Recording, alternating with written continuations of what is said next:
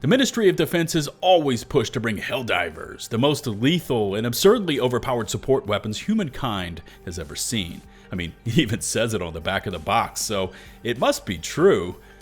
Unfortunately, some of Super Earth's finest are actually more like its lowest. With one of these weapons picked just 0.14% of the time, that's rarer than once every 700 dives, begging the question, what the hell happened? Using the stats and weapon pick rates provided by Helldive.live, it was time to put them to the test as we dive into these 10 most hated, most avoided, dare I say, most forgotten support strats and find out what went wrong. If you feel like supporting the channel, the easy and free way is to hit subscribe and to ring the notifications bell. And here comes the 10 selections that are currently under review by the Super Earth Ministry of Defense.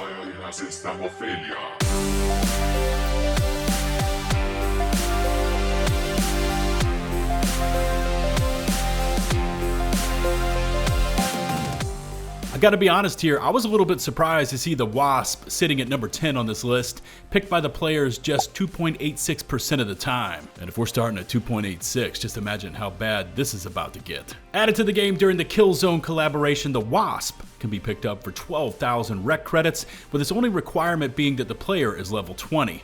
And if you're sleeping on this thing, here's your wake-up call. The WASP is a long-range sniping machine able to outdistance many medium-armored enemies. I'm looking at you, shield snipers! Featuring AP6 for direct impacts down to AP3 and 2 for the shockwave and explosions, I've used this thing in Overwatch roles, just sitting up on high ground with a resupply and locked down half the map while my squad mates ran through the objectives. Need someone to spot and paint targets at range? This can do it, but can it terrorize devastators, overseers, and most manner of bugs?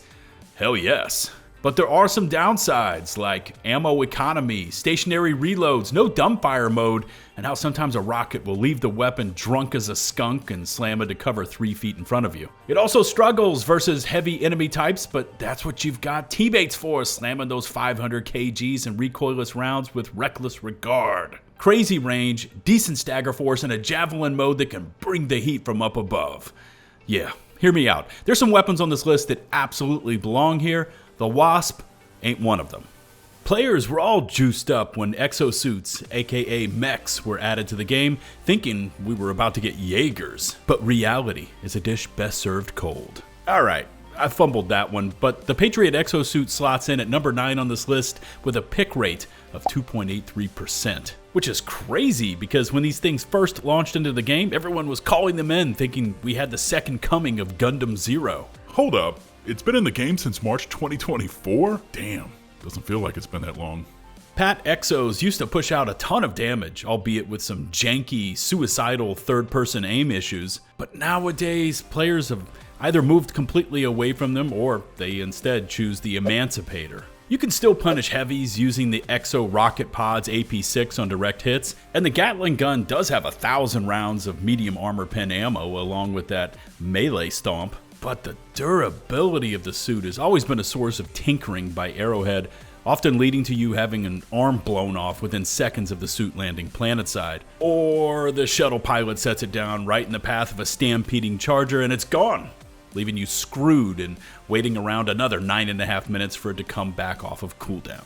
When Helldivers first launched, the Ensign Breaker railgun setup was the meta, but my, how the mighty have fallen. As the railgun currently sits tied with the Pat Exo at just 2.83%. Now, I've never really synced with this weapon, namely because I snipe in third person and the charge sounds are sometimes difficult to gauge, usually leading to me getting nuked. It's easier when you choose to use first person so you can actually see that charge gauge, but then you've got a giant dot in the middle of your sight blocking the exact spot you're aiming at. That makes no sense! AP5 is the norm across the board for hitting a target, and smoking hulks through their optics and blasting bile spewers and watching them chain pop is satisfying. But there's still alignment issues making precision shots that much tougher. And did I mention the optics? And come on, a demo force of just 10? You can't even blast open those puny bunker doors with a fully charged shot? I mean, I'm out here risking life and limb, taking this thing up to the point of it exploding in my hands. How am I supposed to get my damn super credits? There needs to be more here. More AP, more demo force, more oomph.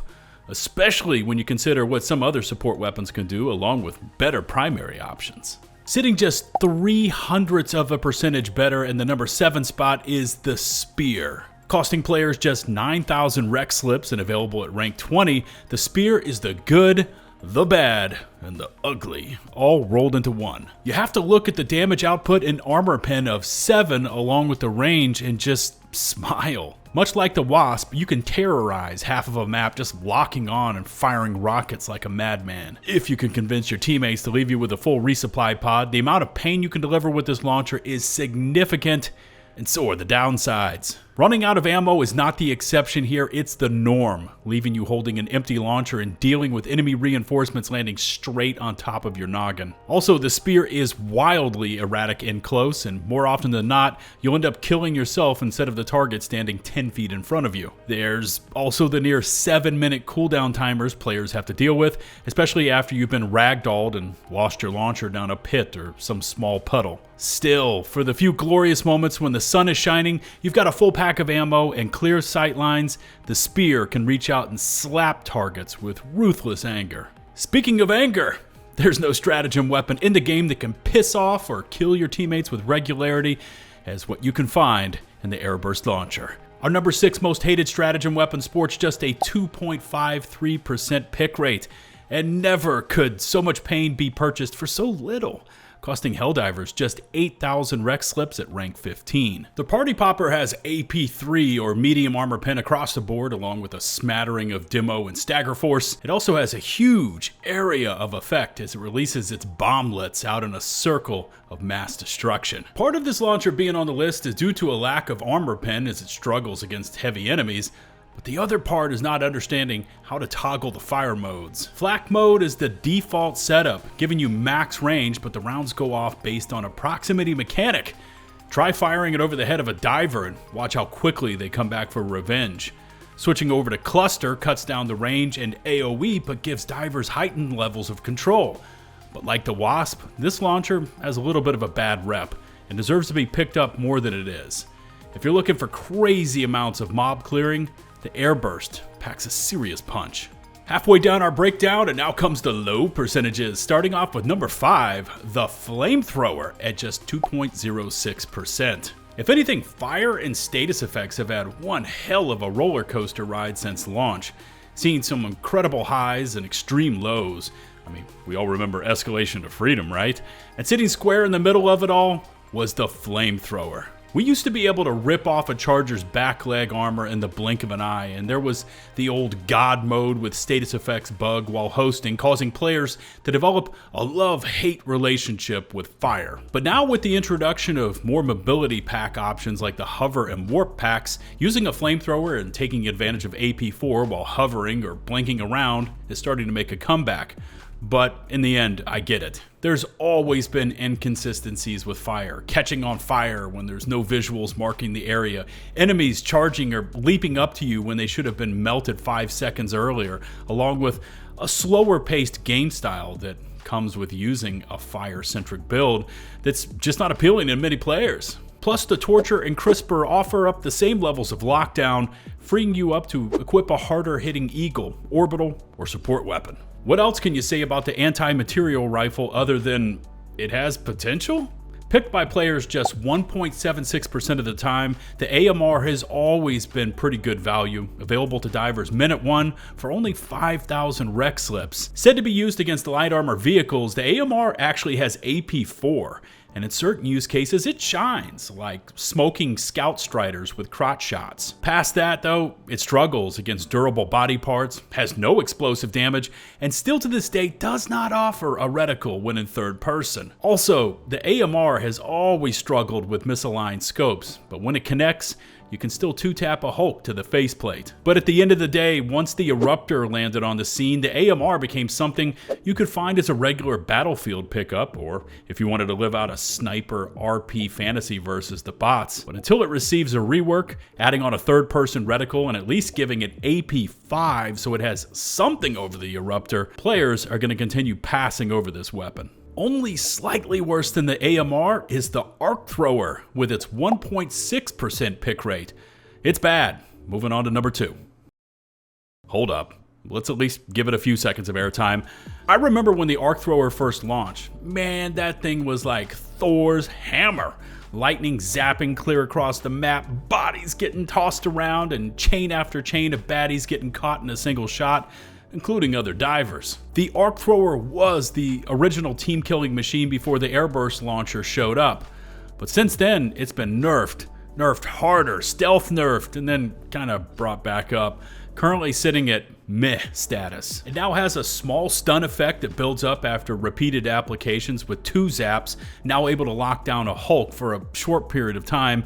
And when you can get a row of targets in a line and start chain zapping them together, the arc thrower can put in some work, but it feels like a product of too much tinkering and not enough power. AP7 is nice, don't get me wrong, but this thing needs more damage, faster charge ups, more range, and a more dramatic stun effect, or it's gonna forever be mired in the bottom 3 of our countdown. If you thought it was getting bad, brother, you ain't seen nothing yet, because here comes the bottom 2, starting off with the ultimate roleplay stratagem, the one true flag. And just take a guess at what you think the pick rate is for this thing.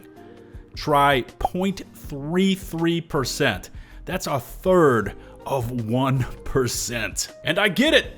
Divers want to live out that fantasy of hard charging into battle versus overwhelming odds, bullets flying all over the place as they race to the top of the hill and holler out, "We hold this ground in the name of the Primarch."